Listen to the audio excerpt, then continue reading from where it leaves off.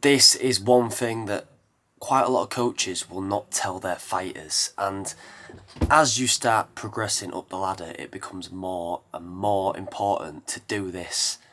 And I think every fighter should invest some sort of time or effort into doing this, and it's building a brand.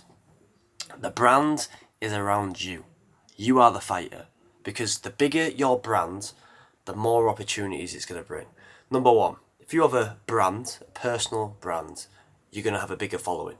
If you have a bigger following, you can sell a fight more. You're going to bring more people watching, more eyes on screens, more bums on seats. That's then going to give you better opportunities because fighting is a game of business.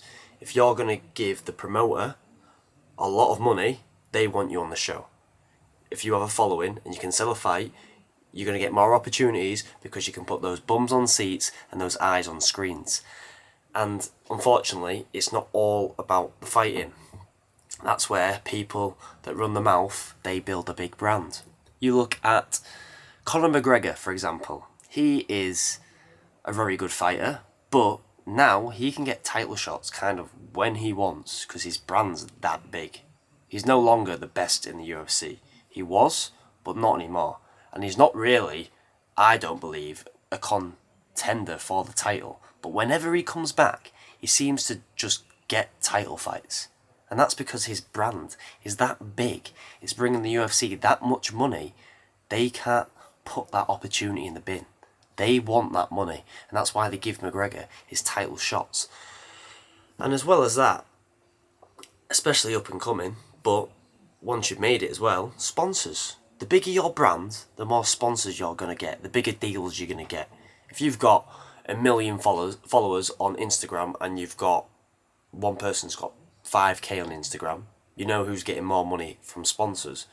And if you're getting more money from the sponsors, that means you can train with less stress because everything's covered. All your training's covered, plus more because you're getting all that money from your sponsors.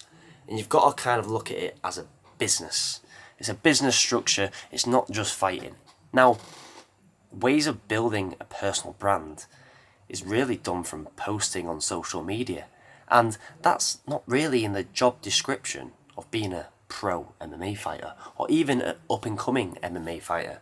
But posting, especially for me, sometimes I seen it as a chore at first. I didn't really want to do it.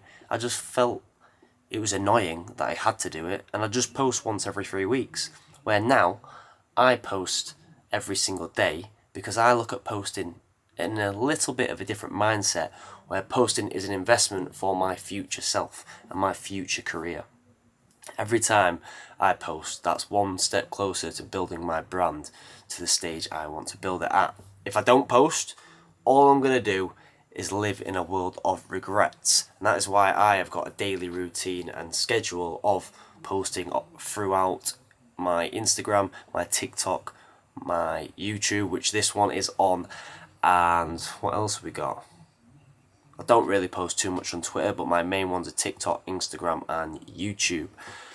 And in doing that, the bigger your brand is, the more leverage you're going to have. The more leverage you've got, the more opportunities it's going to bring to yourself, and the more money that is going to bring to yourself. But not only that, the more growth it is going to bring to oneself. And by having a brand, it just gives you leverage over other fighters. And even after fighting is done, you've got leverage to then monetize your following because you've built a brand of people that trust you.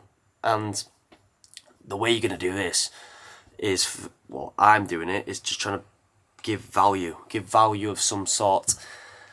For me, within MMA techniques, but be yourself over the camera. Sometimes it feels a little bit weird, but you just got to rep it out and look at these YouTubers as some sort of inspiration to see how you can link your brand or building your personal brand with MMA.